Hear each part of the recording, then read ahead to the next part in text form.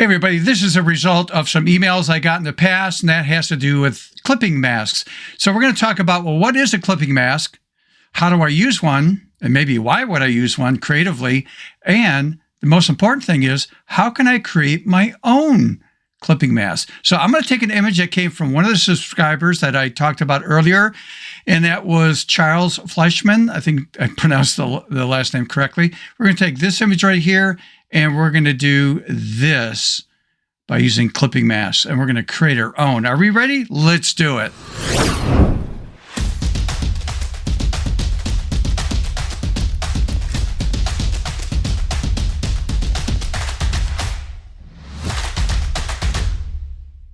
Hey everybody, welcome back to the channel. If you're new to the channel, this is dedicated to photography and, as a photo artist, pushing ourselves creatively out of the box.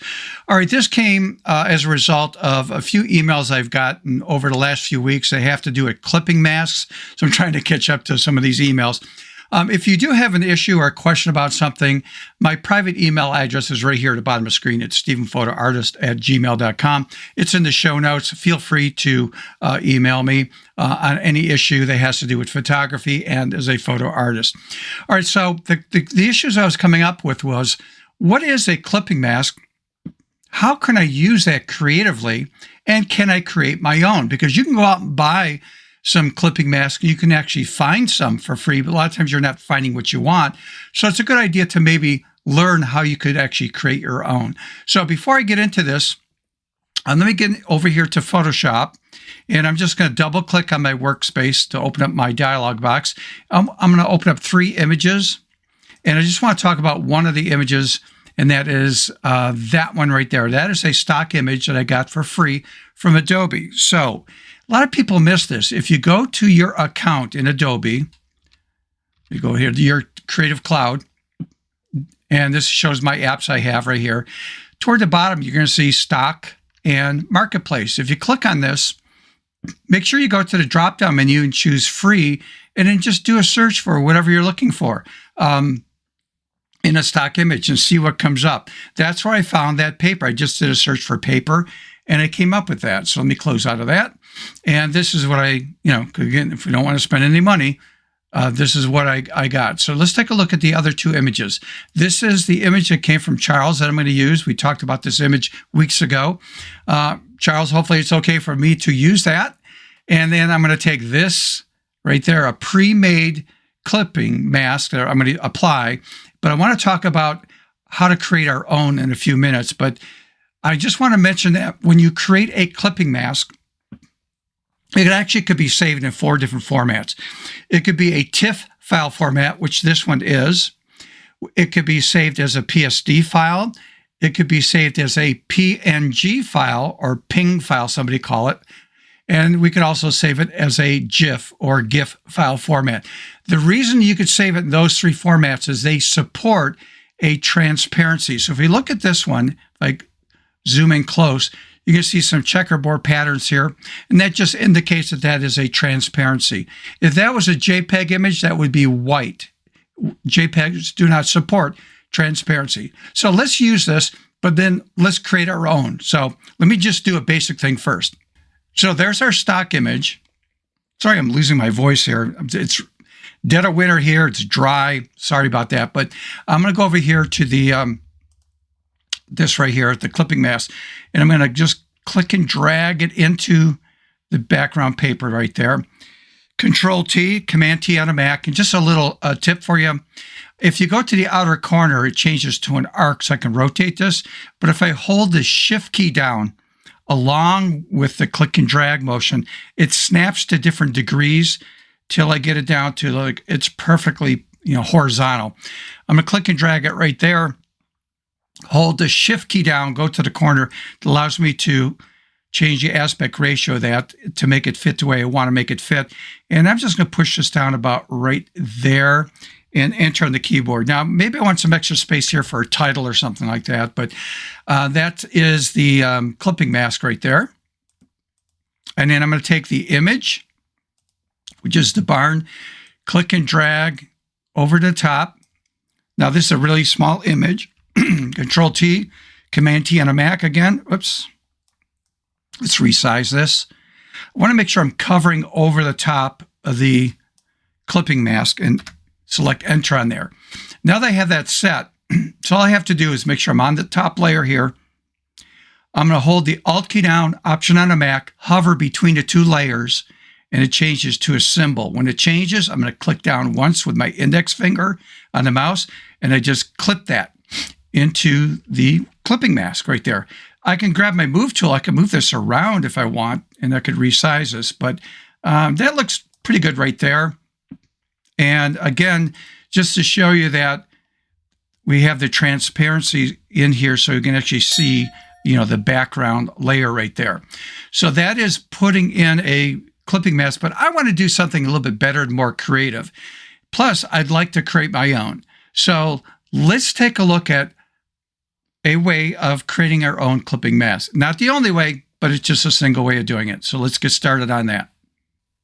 Okay, let's jump back into Photoshop here. I'm going to close out of these three because we're going to create our own. I'm going to save it as a PNG file, different format, so we could use this in future projects. So first thing you want to do is start with a brand new document that you're working in Photoshop. So Control N or Command N, like in Nancy on a Mac, and you can go to the File drop-down menu if you prefer doing it that way, and do New, or Select New, I should say. I'm just going to choose, I've got a 12 by 8, 300 resolution. That's my setting. So it's 12 by 8, 300 res. I like to make mine high res. That way I can use good quality if I'm going to do a large print. And let's just choose Create. Okay, so this is my starting point. Now, the first thing I'm going to do is I'm not going to make it on here because, again, there's a white background, but I need it for visuals to help me out. So I'm going to add a new layer by clicking right here in the layer dialog box where the little plus is at. Click on that. That adds a new layer, and that's where you want to put your clipping mask that we're going to create right there. Now, once that is selected, I'm going to go grab my brush, paintbrush. So B for brush. Paintbrush is right here. And again, if I go to the drop-down menu over here, I would make sure that I have, let's say, my standard brushes open up. So let me find my legacy brushes here in Photoshop. And by the way, if you don't know if you have your legacy brushes or not, you should by default, but for some reason, if you don't, go to the little cogwheel right there in that dialog box and then just choose Append Default Brushes, and that will bring that in for you. And there's a whole bunch of different brushes that you could actually play with and use and experiment with. One that I find that I like to use a lot is, I think it's a chalk brush. So let me keep scrolling down here. And let's see, yeah, chalk brushes. I'm going to pick this one right here. And let me close out of that. And I'm going to make this a little bit bigger, this brush. So I'm just going to do the right square bracket key on my keyboard to increase the size of that. Now, if I use this brush, click and drag motion like this is what I get. Let me undo that. Click here, hold the shift key down, go over to the other corner. That's what I get. Well, that isn't going to do me any good. I want to have like a grungy, rough edge and stuff in my clipping mask. So what I want to do is change the parameters of the brush I just picked. So if you click right here, this will open up the properties panel of brushes.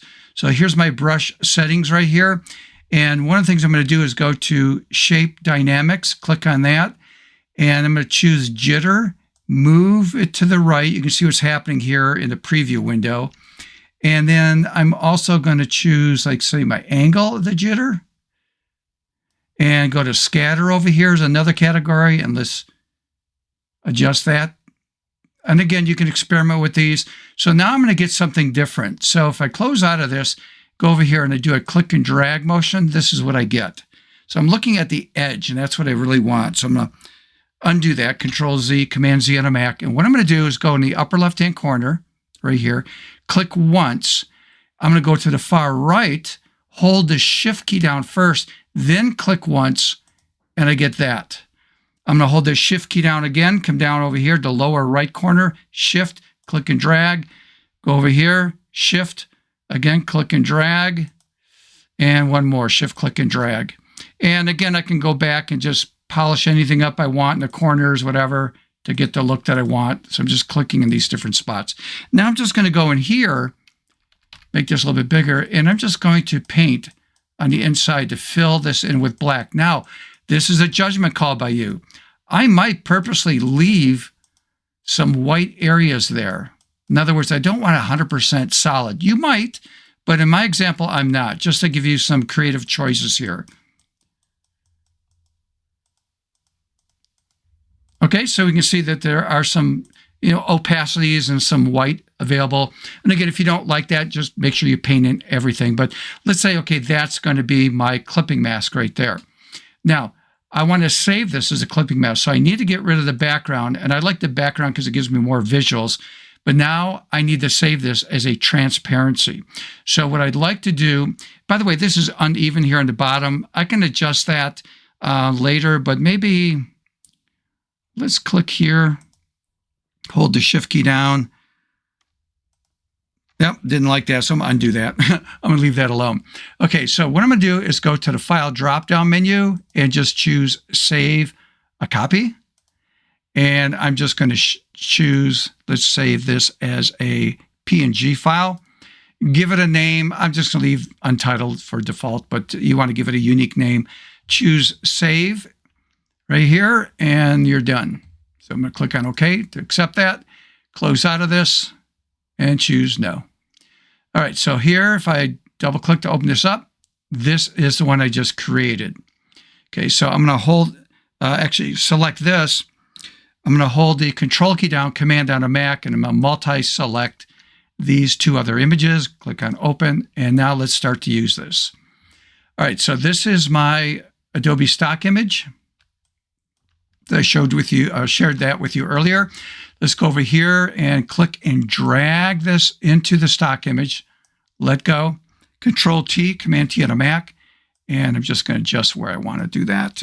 Let's resize this. Hold the Shift key down to change my aspect ratio, and let's make that fit right there. By the way, because that's uneven on the bottom, if you don't like that, I believe if I hold my Alt key down, or actually Control, click right here, I can actually skew that so I can straighten that out. So I'm holding the Control, Command on a Mac to straighten that out. Then again, Enter on the keyboard. Okay, perfect. That's what I want. Now what I want to do, I want to do some creative things. I just don't want to clip this into the image. So let me grab the image of the barn. Again, click and drag, drop it in here. It's a small image because, again, it came by email. Control T doesn't matter because this is more abstract art. I'm going to make sure I'm going to cover over the top of the clipping mask. Make that bigger, enter on the keyboard. And again, I'm going to select the top layer here, hold the Alt down, Option on a Mac, hover between the two layers, and it changes to a symbol. Click down with my index finger. There we go. And again, if I grab my Move tool, I can go inside there. If I want to resize this, Control T, Command T on a Mac, you can resize this, relocate everything, readjust it based on your design, what you want. So I'm going to make this a little bit smaller right there, and then enter on the keyboard. All right, now that I have that done, I want to do some creative things. So one of the things I'm going to do is I'm on the image right here. Again, just playing. I'm going to click on the Oreo cookie dipped in milk and choose, let's do hue and saturation. What I'd like to do is change the hue color to make it look like more like, I don't know, fall or autumn, or maybe you're just going to do some really cool abstract stuff, but it's affecting everything. And I don't want to affect everything. I only want to affect the image. So again, I'm going to hold the Alt key down, Option on a Mac, hover between the two, and I'm going to clip the hue and saturation adjustment layer to the image. So now if I change the colors, it's only affecting the image. I'm going to make this more like, almost like fall or autumn right there. And then you can adjust the lightness of this. I mean, this is all your creative vision on what you want to do. So I'm going to leave that. I'm just going to leave that right there. So there's my before, after, before, after. Now I want to push it. I want to get a little bit more creative. And I'm going to come over here to my clipping mask. And I'm going to come down here to effects. And let's play with, I don't know, drop shadow. Let's do a drop shadow. Again, when this opens up, you can play with the opacity of the drop shadow. Right here with the sliders, the distance of that, the angle, do you want it down or whatever? You can actually move on the image and click and drag and move the shadow around if you want. So, but I like that. I'm going to add a little shadow to that. Could always go back to adjust it with these sliders and stuff. And then I'm going to go over to bevel and emboss. What the heck? And ooh, that's sort of cool. Look what it did to the areas right here. Sort of that grungy look. And you can play with the depth of this right here with these sliders. So I'm going to push that way to the right. That's too much for me, but I'm going to move that to the left a little bit. The size, again, softness of it, go for it. And let's take a look at the preview, before, after. So that's pretty cool. So again, I'm trying to get creative. Here's the effects. I turned the effects on and off. So I added shadows, the drop shadow here, and the bevel and emboss. And again, you're the artist, right? So you pick and choose what you want to do right there. So there's an example of using a clipping mask, but I created my own by using the brushes and doing some unique things right there. And then once I applied that clipping mask to my image, I modified it by changing it, by adding that bevel and emboss and the drop shadow. So really cool things to do, creative things. Hopefully you've learned something here. If you could do me a favor, and that is like the video, subscribe to you if you're not subscribed, hit that notification bell.